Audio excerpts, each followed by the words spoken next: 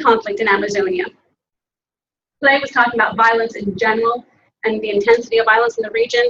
And I'm going to talk about land conflict. A few of you have mentioned in your comments that this seems to be something happening around the world in many places. You know, the struggle for land, agrarian reform has been the reasons for revolutions, you know, time immemorial, the many examples. And so I'm going to talk about land conflict. I did find this something of a challenge. How do I unit that? Nope. This little thing. That will advance the slide, but okay.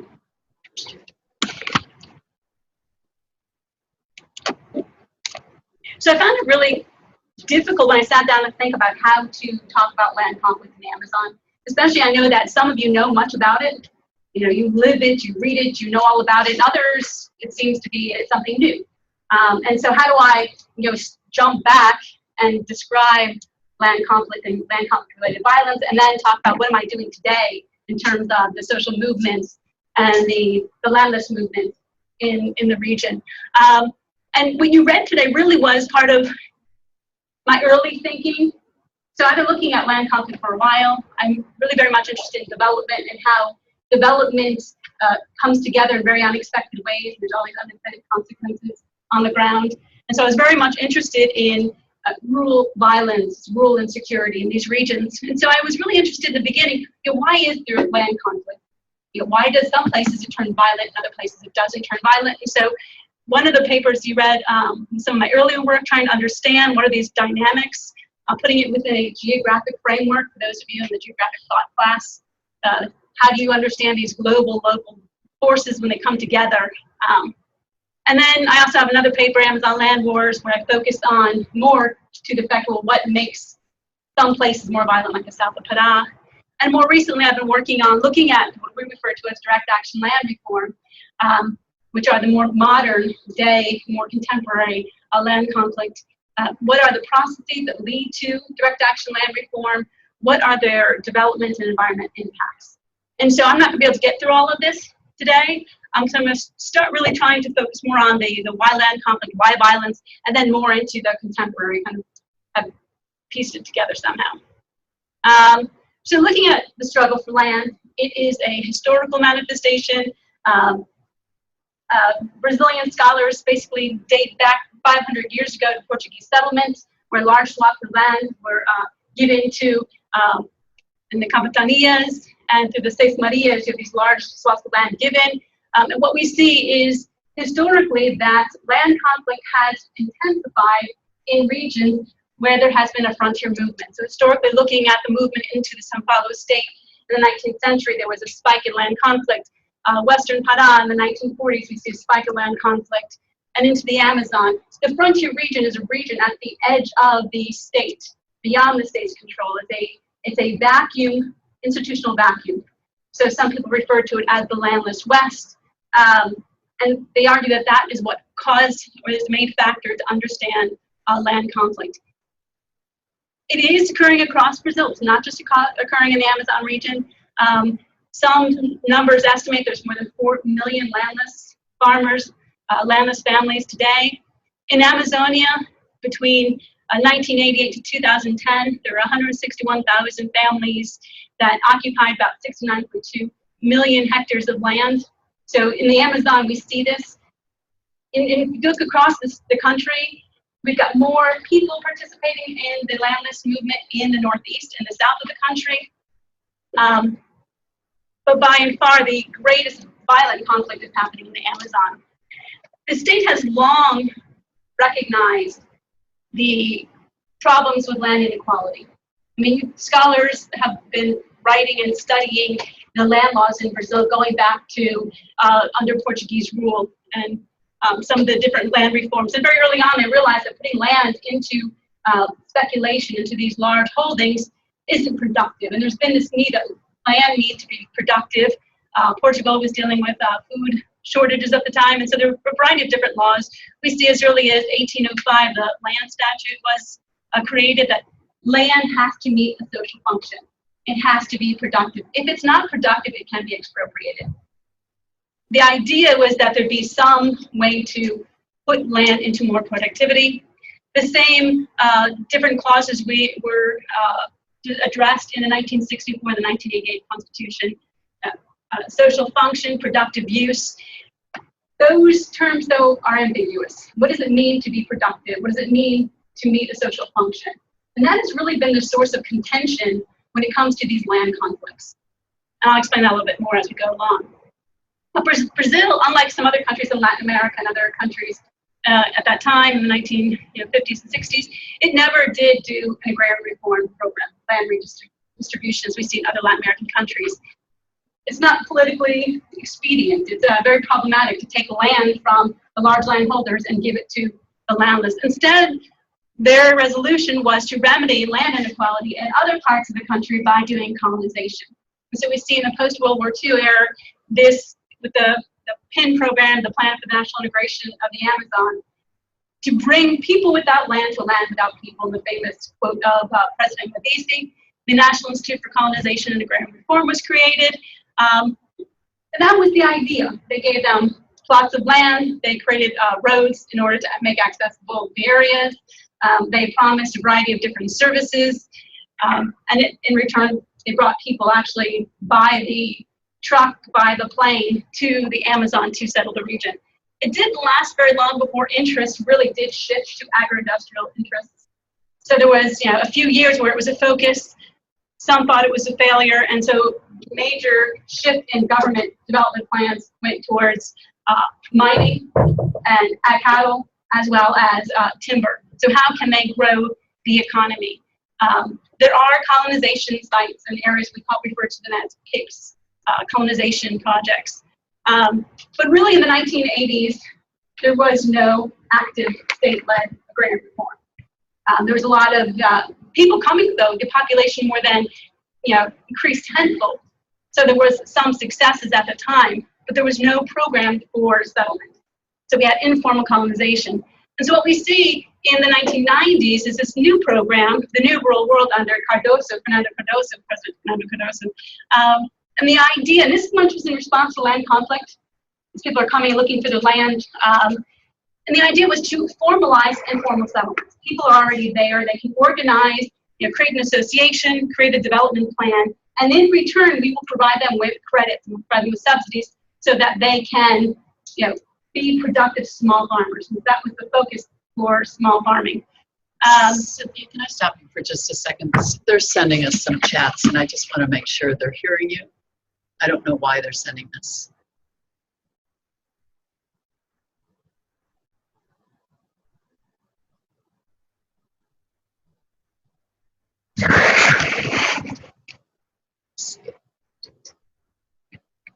So try to speak.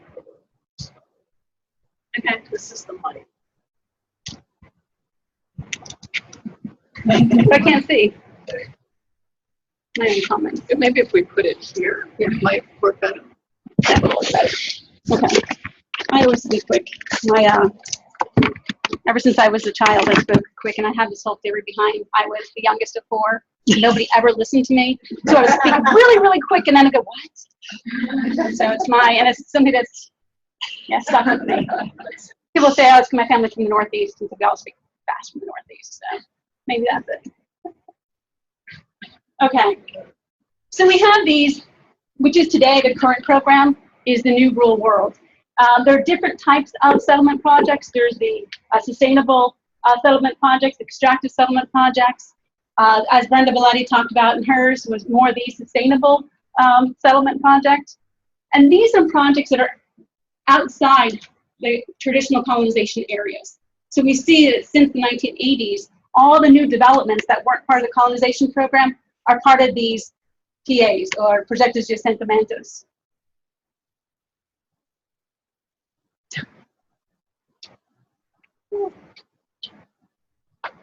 Okay. We see a second type of agrarian reform, what my colleagues and I are referring to as direct action land reform.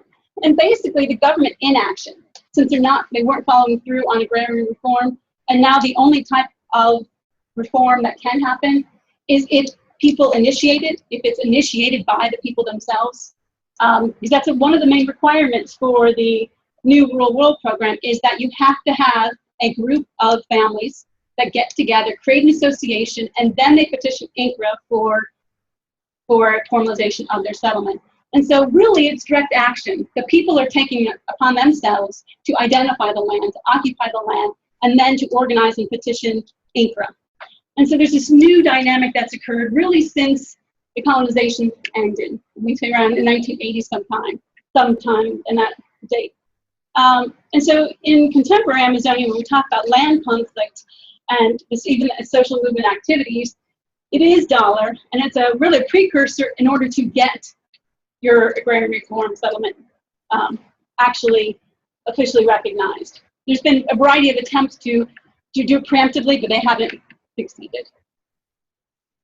So the contemporary land conflict dynamic that we've been looking at really is, much of it is social movement led. You have a variety of different organizations that are involved. The Rural Land Commission, the CPT, the Rural Workers Union, we have the Federation of Agrarian Workers and Unions, PITAGRE, the MST, which all of you have probably heard about or read about, the Movement of the Rural Landless Workers. But in the Amazon region, especially in the south of Pará, there are many other movements. You have the movement for the struggle for land. You have a new PITAGRE, which is the agrarian reform movement that's part of PITAGRE. And actually, the MST's kind of had a little bit of a challenge taking hold in the south of Pará because there are so many other movements that have been involved. So although there are these many other movements, there seems to be some uniformity in terms of the strategy, at least the way we kind of try to simplify it, because actually it's much more complicated. But the simplified version of the movement and this contemporary land occupation, you have 3 phases. You have a mobilization phase based on the MST as an example. This mobilization can take place over months to years, where they go and they round up people who want to participate in the landless movement. They go to cities like Marabá, like Parapuedas, to those places where you have this large population that has no job, no opportunity. Some of them may have grown up in the rural areas, but then their parents had to leave or they didn't have land, they went to the urban areas. But they're being mobilized to occupy land in the outskirts of the cities. It is so formalized in places like Marabá that you can walk down the street and see a billboard that says, if you want to participate in this direct action, come on October 31st to this place. And they do, they meet, and maybe the local unions, it could be the CPT that's coordinating it, maybe it's the CPT, and they take a list of names. And then after they get the list of names, they get them together again, they start meeting. MST is very organized this way. They have different organizations within the MST. So they've got a group that is responsible for gathering all the materials necessary for the land occupation. There's another group that's responsible for education and political education, as well as education for the children. You have all these different organizations. And so they meet and start organizing over months. And so this is going on in this phase. And we see, I'm going to talk about, so this is more the MST idea of it. Then there's the selection of a property. Where is the occupation going to take place? Usually, the people who are going to participate have no idea where they're going to occupy. The movements call it an occupation, so they occupy the land, whereas the land owners will call it an invasion. So it's very politically sensitive how you use that terminology. There is a group called the Frente de Massa, which is more the vanguard of the movement, and they're the ones who decide what property is not productive, what property is violating some environmental crime, what property is violating labor laws. And so all of those violations leaves the property owner vulnerable to have his property expropriated. And so you have this vanguard group that over time decide which property they're going to target. And it really depends on which movement it is. The MST has a very a political agenda. They want to end latifundio. They oftentimes target properties because of political reasons. How they find out about the crimes, oftentimes somebody who worked on the ranch or on the property may come back and tell them, well, I know this guy's doing this. I know they're violating these labor laws. I know there's these environmental crimes. I even know a colleague of mine who works for EBGE And he actually, as a geographer who did GIS and remote sensing, very early on would decide which properties look like they're violating, maybe going into indigenous reserves, maybe are bigger than they should be, trying to help identify which properties should be targeted. And so there's a lot of people who are on the side of the landless movements in the government. There are, some military police and police that are on the side of the landless, and then there's those on the side of the large landowner. So it's really interesting. They decide on a property. When it happens, they get notified of people who want to participate. They usually call the news right away. They call Inquiry right away, right when they're getting ready to occupy. They bring their tarps, they bring their food, and they're there overnight. 2 o'clock in the morning, they start setting up camp. You have 500 families on this property. Or what they've done as well is on the side of the road. It's very risky to be on a property because it's not always accepted. The landowner's not always happy that you're there. So there's that stage, the selection of property, and then there's the occupation. So they occupy, this space can take years. So there are laws in place that if you invade a property, then you cannot get title to that property. And so the government will come in and send the police who will then kick them off the property, and then they'll go and they'll invade again, and then they'll get kicked off again, and they'll invade again. And even though the laws say that if you invade a property, you have to wait 3 years, they end up, it doesn't work that way. So Inquiry comes out and they do what they call a vistoria, or an inventory afterwards, and they decide, is the land actually productive?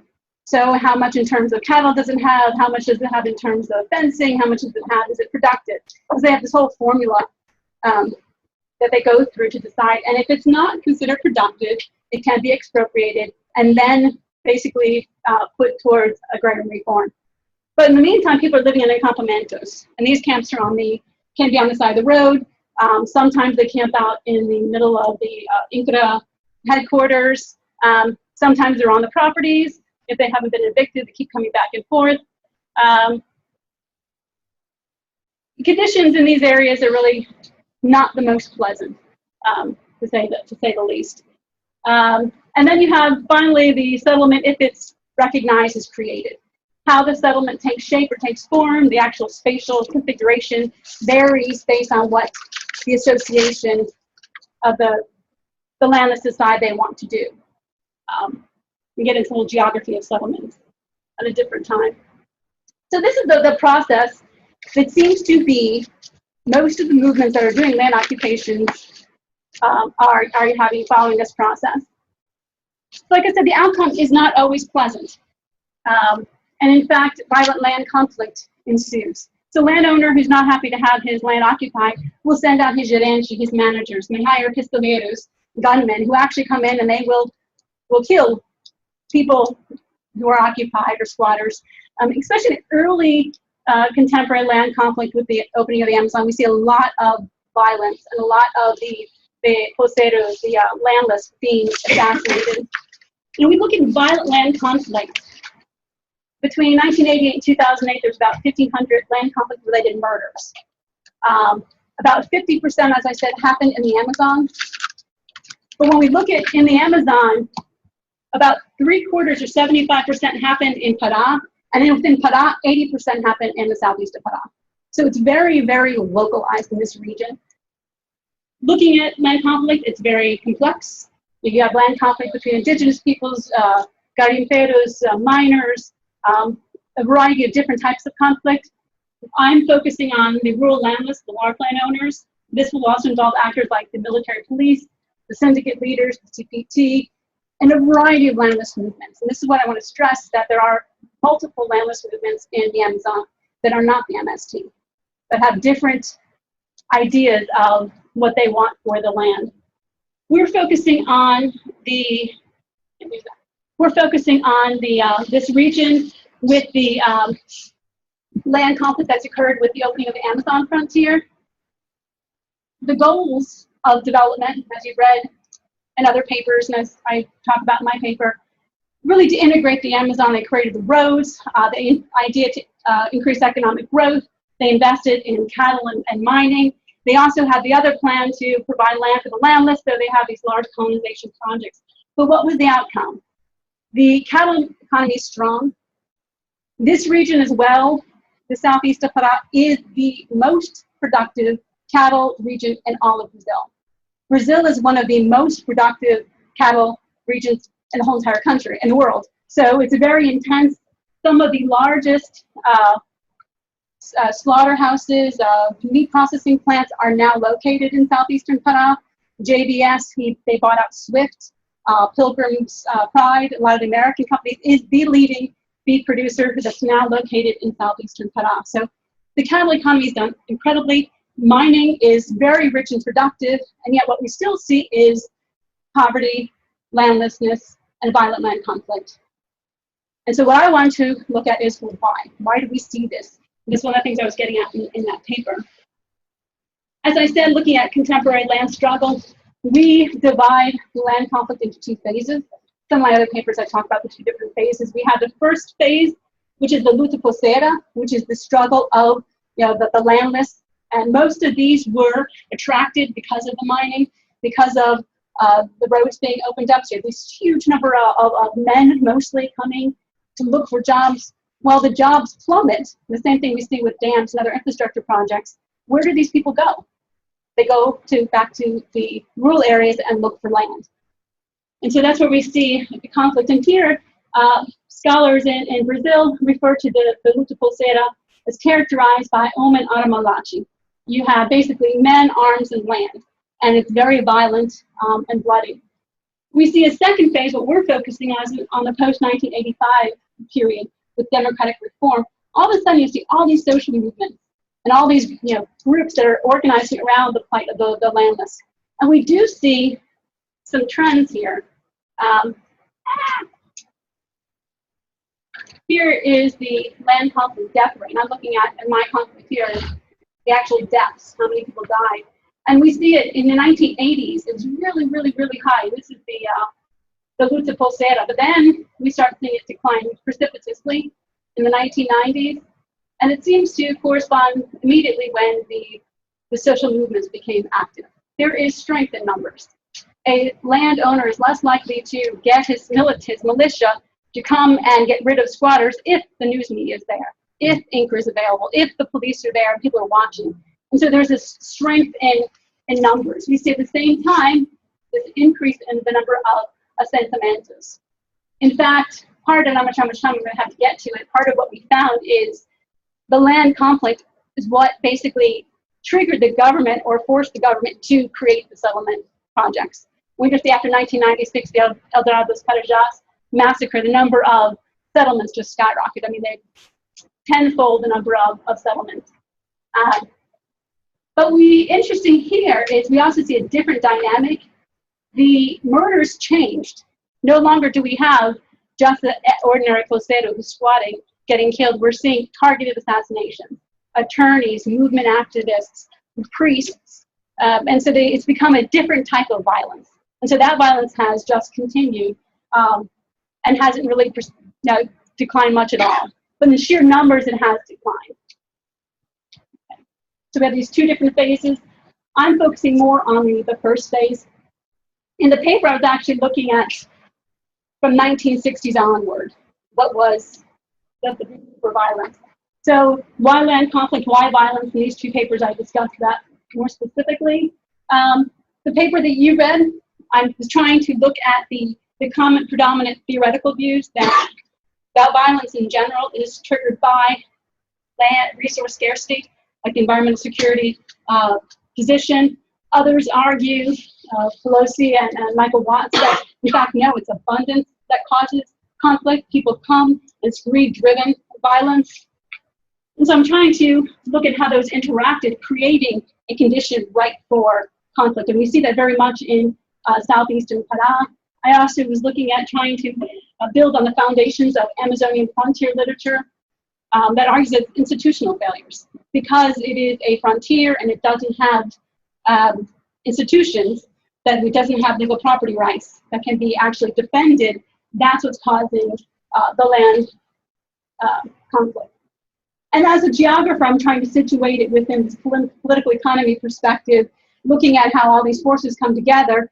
You have to really see what's happening at the local local space to find out how it actually unfolds and articulates. And so, of course, you all probably looked at this and studied it closely, this diagram. So you have all these forces, development forces very much influenced by the international community, investments from World Bank, from USAID, from international cattle interests, wanting to really focus on livestock. This led to the national level agro-industrial programs. And at the region level, this led to large land holdings and economic reserves being created.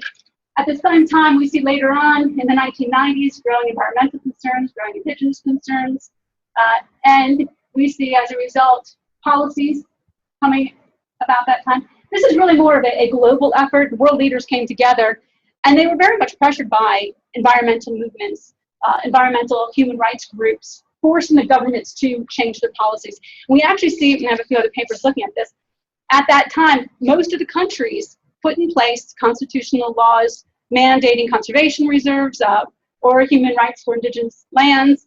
A variety of different policies were put in place. And if you actually read them, they're almost exactly the same.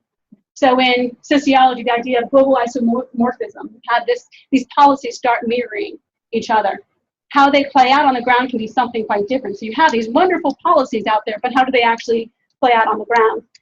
So at the region level, and this is part of my conceptual design, the large landholders, they also were interested in land reform. So you have these spontaneous immigration, small farmer settlements. All of this is determined by the roads, because accessibility is a big issue. You can't just go anywhere in the Amazon. And so we see resource competition and scarcity. It's relative, it's not absolute, happening in those areas along the highways that are accessible. There's also, of course, a variety of other factors in the Northeast, drought that puts people in. But at the local level, it's mediated by what's happening. There's a growing social and political mobilization at the local level. Is it going to lead to conflict or not? And so that was what I was trying to test in my analysis. In my second paper, and I did find, of course, there is a connection between the cattle economy and when you look at the local level, how it all played out. More and more working in the south of Pará, everyone would say, oh, yeah, it's just a violent place. There's just that's Pará, it's a backland. It has this, it's notoriously known as Brazil's backland. And so, what is the factors? It was commonly held that it was a frontier movement. And so my colleagues and I created, looking at the frontier based on transportation costs over time, and you can see from 1968 down to 1995, that the transportation costs basically pushed the frontier further up. Because when you have economic rents can be derived, you've got value in land. When you have value in land, you've got property rights. They all come together looking at the Bontunian dynamic. But we see that the frontiers moved. The frontier's not staying stagnant. But if we look at the land conflict, and this is going back from 1964 through 2000, mid-2000s, the land conflict is very stationary. The actual, geographic spatial distribution of land conflict, there's something happening here that goes beyond the frontier movement, that goes beyond it being just a rural scarcity. There's conflict happening everywhere, but there's the most violence, land conflict-related murders are happening right in this region. And basically what I argue and try to incorporate is this notion of contentious politics. And Tilly and Taro McAdams and several others describe mechanisms. So you have the local area, and I try to put place theorization and looking from Leveb's perceived, conceived, and lived spaces. What is happening in the south of Pará? You have these environmental mechanisms, so you have the relative land scarcity that happening in this particular region. You have Brazilian land law, which basically institutionalizes this ambiguity and also condones violence as a means to protect property rights. I explicitly talk about the different laws, so you can go through it and see how they all come together. So there's environmental mechanism. This may be a necessary, but is a sufficient condition for violence. There's also this history of violence. We can look at this region a little more, Araguaia, when the military came in to put down a student revolution. A group of students, Maoist students from Sao Paulo, decided they were going to start a revolution in this region. In response, the military eradicated their threat, and all 70 of the students were killed. Their heads were brought back to the city so that they can show that they were gone. People there talk about, especially some of my colleagues, academics, that many more people were impacted. And they actually refer to parts of this area as a forest of bones. There's a truth commission trying to look at what happened during the Little War of Araguaia, and every year more and more information comes out.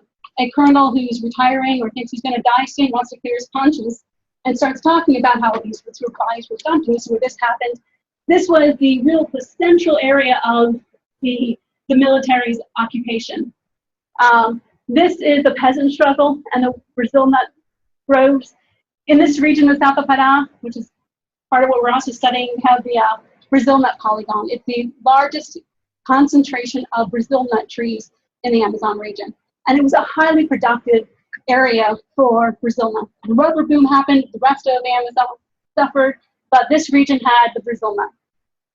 And then you have these large lands that were put into holdings for the Brazil nut extraction for these large landowners. And so there's this fight for land happening as well. And so there's a lot documented about the violence during this period. So there's this long history of violence. And so there's this cognitive mechanism. You know, how do these intentional actions and these perceptions people have about the region's history potentially lead them into conflict? This kind of getting to that sense of violence in the region, that third dimension that's hard to actually quantify. Here is a postcard. We don't have any problem with the MST. Here everyone's got land. So you see the guy, the fazendero with the, on the cemeteries. And this is the monument, one of the monuments, I think I like this monument the best, to the 19 that were killed by the military police in El Dorados, Carajás. You can see under here, it's the list of all their names. There's another monument, and they put up 19 castanha trees, Brazil nut trees, and every so often they burn them to make it look more dark. And every time they burn them, somebody calls Ibama and tells them, hey, they're burning a Brazil nut tree, which is against the law. So there's always this big conflict. But I like this one. It's nice and really, really touching. So you have this cognitive mechanism. There's something in this region that incites people or enables people to enact, to act in violent ways that maybe they wouldn't otherwise in other places. Talking about prices, this was from Stoy in 1993. This was a price list for assassinations, how much it would cost to assassinate. It was very much in the newspaper. So a squatter would cost about $83 at the time. That was adjusted for 2006 exchange rates. Probably you're talking about like $20 now. If you were to look at the dollar, the reals fluctuated. The most expensive, of course, getting up there is a bishop. There's long consequences when you have to meet your maker and explain to them you shot a priest. But then, of course, politicians. But the most is the bishop and the priest because of that religious. I did have an amazing opportunity to meet with Fray Henry, which is a very well-known French priest who's been working in the Amazon for decades, and he's at the CPT office in Xinguara. And it was amazing. I have an interesting story about meeting with him. I was there with my student, at 5 o'clock on a Friday afternoon. Didn't think twice and walked into this little wooden building in Xinguara, which is one of the most violent places. And he's just sitting there, and he had time to meet with me, and I'm sitting there, and the sun's setting, and all of a sudden, I noticed outside. And I'm like, holy shit, well, here I am sitting with this man who has the largest hit on his head. So he's got this mark on his head. I'm not sure how much they were going to pay, but everybody wants him dead. He's in the Dorothy Stang, was in the Dorothy Stang, part of that trial and such. And here I am sitting with him on a 5 o'clock on a Friday afternoon. That's when the hitmen come in and decide they're going to get rid of everybody. And so I'm thinking this and thinking about my kids and my husband, and this is really dumb. My student comes running in the door, slams the door because she was at the bank and remembered, but holy, I can't left. And Dr. Simmons with, so she comes running in. Nothing happened. We were fine. What was amazing is that we were nervous and he was perfectly fine. And I asked him, so aren't you ever afraid? And he said, no, this is what God's will is, then I'm willing to do this. They really have strength in their convictions. So anyway, so this whole cognitive mechanism going on when it comes to violence. Then there's the relational mechanism, and here you have the groups, the political mobilization that takes a group of angry, discontent, and mobilizes them into action. You don't have just the MST, you've got a variety of others. The landowners as well have organized. You have the Union, Democratic Rural Union. They've organized. They actually have a website where they can communicate with each other. If you have a threat that someone's going to occupy your land, you can call for help and backup. So then you have the UDR, and so all these movements organizing, and this conflict turns quite violent.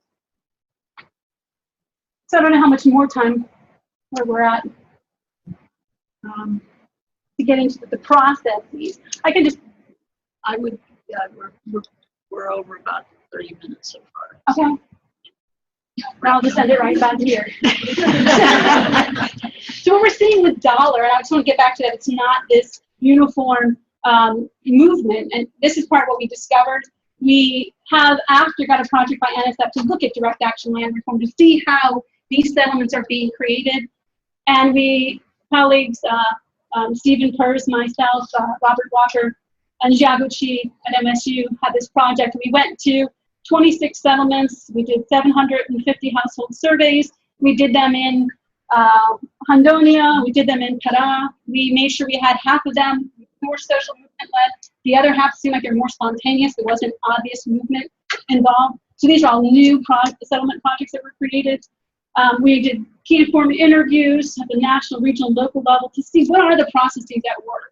What in fact is dollar? Is there something different about the social movement led versus the more spontaneous? And we, of course, discovered that there is spontaneous colonization as well. And they targeted public land, terra de voluta, whereas we saw that the social movements targeted land specifically for political purpose, often owned by a large landowner. What we found after looking at all of these different cases, looking at the case studies, that really this narrative we have of dollar, this social movement led and organized, and this other spontaneous, just kind of heuristic binary didn't really hold. It was much more complicated. It was much more diverse. We found that sometimes you had a settlement that was created. Maybe it started out as an MST, and then it became another movement came in and took over, like Fitapre, which is part of the unions. The CPT very much played an active role. It happened over time, as well as spatially. The SMOs, there's in the spontaneous as well, we have multiple participants, especially in places like Handonia. Even the spontaneous, where they don't claim to have a social movement, they have very strong connections with INCRA. That played a role. The state, we found, we believed at first it was going to be more adversarial, that it was more of a neutral role. In the south of Para, it was more adversarial. There was not as much of help. In Handonia, it was much more collaborative. The superintendent of INCRA at the time used to be the director of CPT. And then with the Workers' Party, he became into CPT, into INCRA. And so you have that views that really very much influenced. And we found that what we thought were spontaneous, in fact, some of them actually were occupations, that somebody who worked for INCRA wanted a piece of land, and he knew that he needed to organize, so he brought everyone together, they organized the Occupying Fazenda. So it was much more complicated. So there's much more multiplicity across the Amazon. MST, in fact, is not the most important. We see in Handonia, there's a new movements that have come about. The peasant leagues, the movement of peasants of Kurumbiara, about the struggle there for land. They've actually split with the MST because they don't think the MST is radical enough. You have Asa Diavian, which is another movement that was created. So you have a great deal of, I think, factioning off of MST to create new movements. And so it's much more diverse, and they all don't have that same political view. And there's people play multiple roles. So you can stop there. So I can go on forever. Okay, thank you.